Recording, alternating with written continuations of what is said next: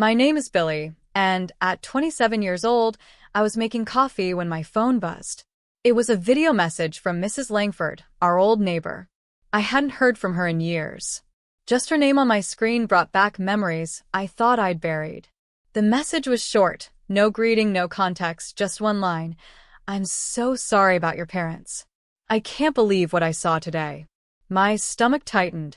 I tapped on the video. It was a church, a familiar one, St. Albans, the same place where they used to take me for Christmas Eve services when I was little. The camera zoomed in slowly on two figures standing at the podium. My parents. My mother, dressed in black lace and pearls, dabbing fake tears. My father, stiff and solemn, reading from a paper with shaking hands. Behind them, a casket, and next to that casket was my photograph, large, framed, flowers around it. I froze. No. My father's voice echoed through the phone.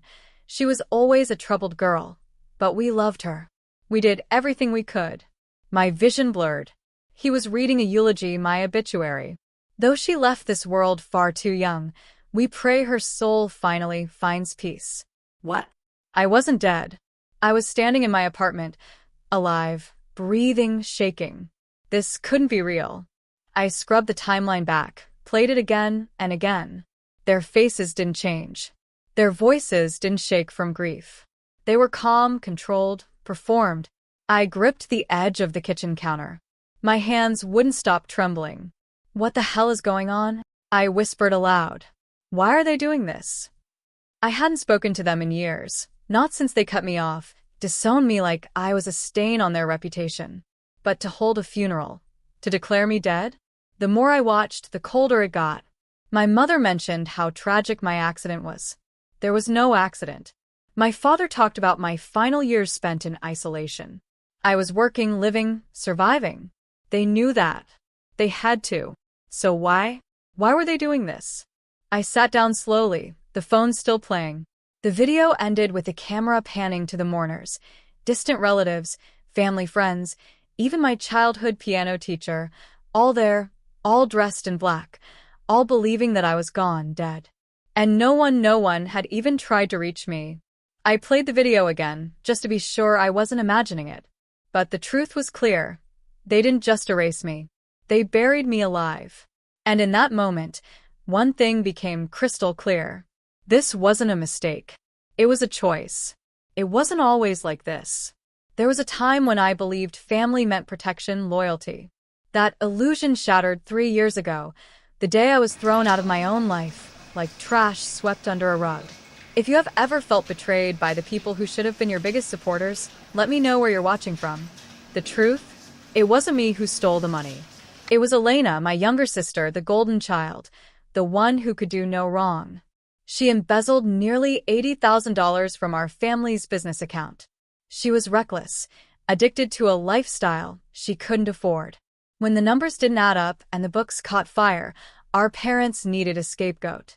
And I was convenient. I still remember the exact words my mother hissed at me in the kitchen. "Better one ruined daughter than two." My father didn't even look at me when he said it. "You humiliated us. You're no longer our daughter." The next morning, I was gone, no money, no explanation to anyone. Just silence. I tried calling, texting. I sent letters. Nothing. My number was blocked. When I reached out to close family friends, they suddenly stopped responding. One by one, doors that had always been open slammed shut. I became a ghost, not just to them, but to the entire world that had once known me. Eventually, I did what broken people do. I left. I moved abroad, took a job in a cafe, changed my number, learned to live quietly. I didn't post online. I barely spoke my name. But even then, deep down, I held on to hope. Hope that someday someone, anyone would call, ask if I was okay, tell me it had all been a mistake. That day never came. Instead, something worse did. Last year, I tried renewing my old email, but it wouldn't go through. When I contacted support, I was told the account had been deactivated due to a report of user deceased. My name had been marked as dead in their system, officially, digitally, completely. They hadn't just disowned me. They erased me. I couldn't sleep that night. The video played on a loop in my mind. their voices, their fake grief, my face next to a casket I'd never seen. My own funeral without me. Something wasn't right. So, I started digging. First, I called my Aunt Rachel, my mother's older sister. We hadn't spoken in years, but she always used to sneak me candy at family reunions. She answered on the second ring. "Hello, Aunt Rachel. It's me. It's Billy." Silence, then click. She hung up. I called again, blocked. Next, I tried my cousins. One sent me a thumbs-up emoji and never replied again. Another asked, "Is this some kind of sick joke?" No one believed I was me, except one, my youngest cousin, Sam, the one who always looked up to me when we were kids. He texted back, hesitant, "Billy, are you really alive?" "Yes," I replied. "I need to know the truth." What did they tell everyone? The typing bubble blinked for a long time. Then, "They said you died in a car crash overseas 3 years ago." My stomach dropped. They had a whole story, said it happened while I was traveling, that it was too late to bring me home. Cremation, closed casket. I nearly dropped my phone. There had never been a car crash. I'd never even owned a car while abroad. Something in me snapped. I pulled out every document I had. Passport stamps, rental records, immigration papers.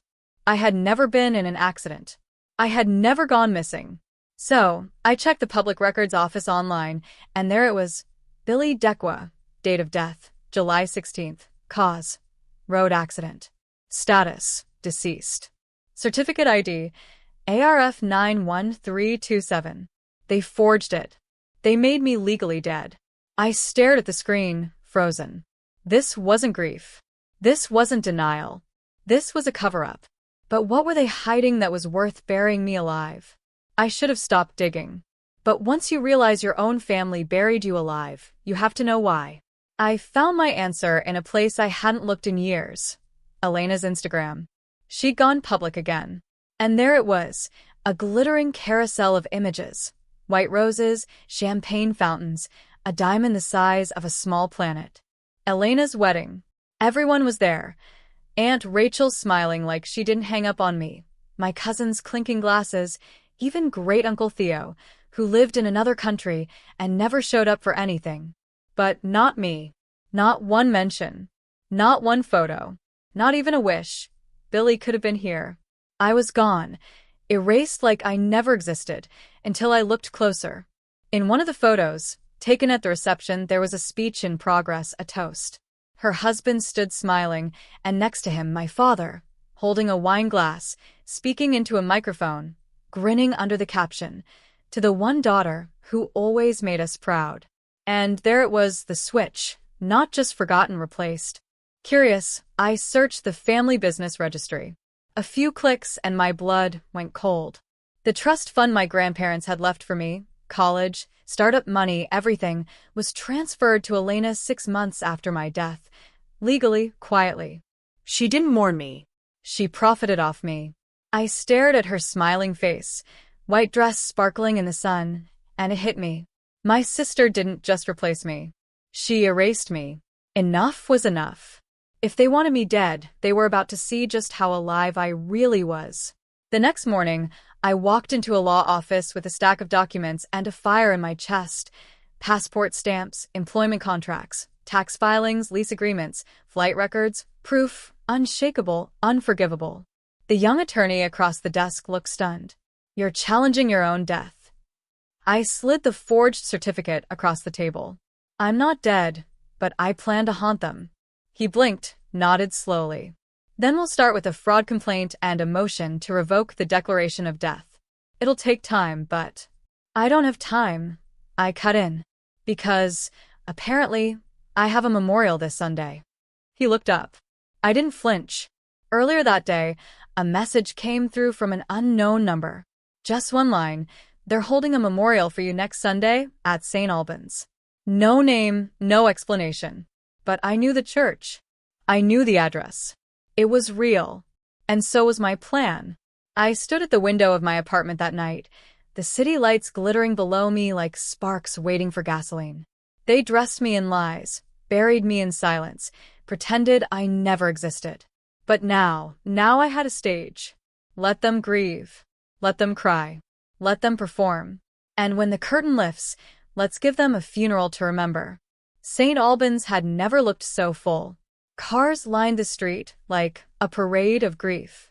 The heavy doors of the church stood open just long enough to let in mourners dressed in black, weeping, whispering, hugging each other like tragedy had touched them personally. I watched from across the street. Black coat, sunglasses, still invisible. It was surreal, like watching a play about a character who looked like me, sounded like me, but wasn't me at all. Inside, the performance had begun. The organ played something slow and tragic. Candles flickered beneath my photo, the same one they used in the fake obituary. I remembered the day it was taken. I was smiling for real back then. My father stood at the pulpit, face solemn, voice just loud enough to carry. She was troubled, but we loved her. She lost her way, and though we couldn't reach her, we never stopped praying she'd come back to us. My mother sat in the front row, dabbing tears with lace-trimmed tissues like she'd practiced for weeks. Her sobs were delicate, perfect. And Elena, she stood next, pearls clutched like they were keeping her heart from falling apart. My sister Billy was complicated, but she was mine. I wish I could have said goodbye. A lie wrapped in a tear, tied with a bow. I stepped closer to the door, just enough to hear it. The priest raised his hand solemnly. May she rest in peace. I exhaled slowly. Not yet. The show was still going, but the main character hadn't arrived. Let us now stand for a moment of silence. The priest's voice echoed through the church like a final curtain call. Everyone rose to their feet, heads bowed, eyes closed, hands folded politely over hearts. And in that breathless pause, I pushed open the doors. The sound was sharp, deliberate. Two heavy oak doors groaning open like a tomb splitting in half. The cold light from outside poured into the church, spilling down the aisle like a spotlight, and I stepped into it slowly, deliberately. Each heel strike on the marble floor echoed like a gunshot. Click, click, click. The silence cracked open. Gasps. A few people turned, then more. Whispers bloomed like wildfire. Is that? It can't be. A child's voice pierced the tension. Mom, isn't that her? I took off my sunglasses. Eyes met mine, wide, disbelieving, terrified. My mother's face went pale, her lips trembled, then she crumpled, a hard, theatrical faint. Her body dropped like she'd rehearsed it. My father's mouth hung open, wine glass slipping from his fingers. It shattered against the pew. Elena locked eyes with me and froze, her jaw clenched, her pearl necklace twisting in her grip. A half-full glass of champagne tumbled from her hand and splashed across her perfect white shoes. The priest, stunned, took a step back.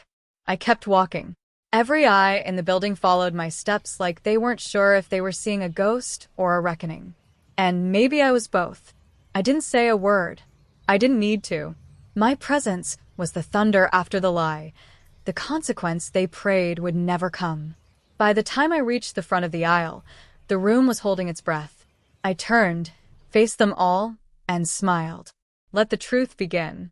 I stood at the front of the church, beneath my own portrait, the same photo they used to eulogize me, to bury me. I turned to face the crowd. Dozens of eyes staring at me, like I'd risen from the grave. Good. Let them look. I cleared my throat once and spoke into the silence. I heard I died, but I'm here to correct the story. A ripple went through the room.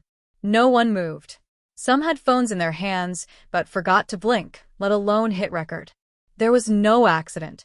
No tragic car crash overseas. No closed casket because the body was unrecognizable. I pulled a folder from my coat. Thick, stamped, sealed with government marks and international dates. These are my passport stamps, my employment records, tax filings, apartment leases. I've been alive. I've been working. I've been surviving. The only thing I lost was them. I turned to my parents. They told the world I died, faked the documents, filed a certificate, and when I was legally gone, I turned my eyes to Elena, who stood frozen, fingers clenched around her pearls. They transferred everything to her, my trust fund, my inheritance, my life. Elena opened her mouth. tried to speak. I didn't let her. Don't enjoy the house you bought with my money. A murmur rose like thunder behind me. Someone whispered, "She's got proof." Another gasped, and then a phone lifted, red blinking. Someone was filming. Good. Let the world see this funeral for what it really was, not a farewell, a cover-up. You didn't lose a daughter, I said, staring my father down. You threw her away, and now you get to watch her walk back in. The lies were ashes, and I had just lit the match. I turned back one last time. My father's face was pale, my mother still trembling in her seat, Elena hollow, defeated, no pearls to clutch now. You buried me to protect yourselves, I said calmly. But I came back to haunt you with the truth. No more shouting, no more lies, just silence, heavy, final. As I walked out, the church bells began to ring. How fitting. A funeral bell. But this time not for me. Montage. I handed the documents to my lawyer, signed the final page, watched the death certificate get torn in half. My legal resurrection was official. An investigation opened into fraud, false reporting, and embezzlement. Let them try to lie now. Voiceover, steady and quiet. Sometimes you have to die in their world to be reborn in your own. And this time, I wasn't coming back for forgiveness. I was coming back for freedom. The days that followed felt unreal, like I was walking through the ashes of a fire that had almost consumed me. I had lived invisible, erased, buried under lies. Now, my name was mine again. But freedom came with a cost. News spread fast. The video from the church leaked online within hours. Headlines screamed, "Woman crashes own funeral." Social media lit up. Strangers dissecting my face, my voice, my story, like I was a character in a TV show. But this wasn't entertainment. This was my life. At night, I lay awake, listening to the hum of the city, wondering how far my family would go to silence me again. They had already killed me once on paper. What was next? The knock on my door came 2 weeks later. It was Sam, my youngest cousin, the only one who believed me from the beginning. He looked nervous, glancing over his shoulder. "They're scared, Billy," he whispered. "Uncle's been calling around, trying to clean things up." Clean things up. I laughed bitterly. Erase the evidence? Say I forged everything. Sam pulled something from his jacket, a USB drive. "I found this in Aunt Rachel's desk. It has emails, bank transfers, proof Elena took the money, proof they framed you." I stared at him, my throat tight. "Why are you helping me?" "Because when I was a kid, you were the only one who treated me like I mattered. I can't let them destroy you." For the first time in years, I felt something warm spread through my chest. Gratitude, loyalty, the kind I thought no longer existed in my bloodline. We loaded the files onto my laptop. The evidence was damning. Wire transfers, forged signatures, messages between Elena and my father discussing how to manage the fallout. It was all there. The truth. The lawsuit grew teeth. Fraud, conspiracy, embezzlement. My parents and Elena were trapped in their own web. But revenge wasn't enough. One night, staring out my window at the city lights, I realized something. I didn't just want justice. I wanted my life back. The years they stole from me, the future they tried to erase. So I started small. I reconnected with old friends, people who thought I was gone forever. Some cried when they saw me. Others apologized for believing the lies. Slowly, the ghost I had become began to fade, replaced by flesh, voice, presence. The hardest part was rebuilding trust in myself. I had let their betrayal define me for too long. No more. When the trial date was set, I walked into the courthouse with my head high. Cameras flashed, reporters shouted questions, but I kept moving. Inside, Elena sat with her lawyer, pale and rigid, pearls gone. My parents avoided my gaze, their faces masks of shame and defiance. The judge read the charges, the evidence, my documents, Sam's files, the forged certificate, every lie unraveled piece by piece. When it was Elena's turn to testify, her voice cracked. She admitted nothing, blamed stress, claimed ignorance, but the papers spoke louder than she ever could. My parents stayed silent, cowards to the end. When the verdict came, I didn't smile. I didn't cry. I just breathed. Guilty, fraud, embezzlement, conspiracy. The trust fund was restored. My legal name reinstated. My record wiped clean of their lies. But there was no victory parade, no satisfaction in their downfall, just the quiet weight of freedom, heavy but mine. Months passed. I rented a small studio near the cafe where I worked. I started writing again, something I'd abandoned when they cut me off. Words flowed like blood returning to a numb limb. Sam visited often. We laughed, remembered childhood summers, made plans for futures that once felt impossible. For the first time in years, I allowed myself to dream. Yet sometimes, in the quiet hours before dawn, I thought of that church, of the silence when I walked down the aisle, of the eyes watching me like I was both ghost and storm. That moment would never leave me. I had been buried alive, but I clawed my way back. Not for revenge, not for them, for me. Because sometimes survival isn't about forgiveness. It's about resurrection. And this time, the life I was building wasn't borrowed. It was mine. Entirely mine. The story ends not with a funeral, but with a beginning. My name is Billy. I was erased, declared dead, forgotten. This is Warth Stories signing off.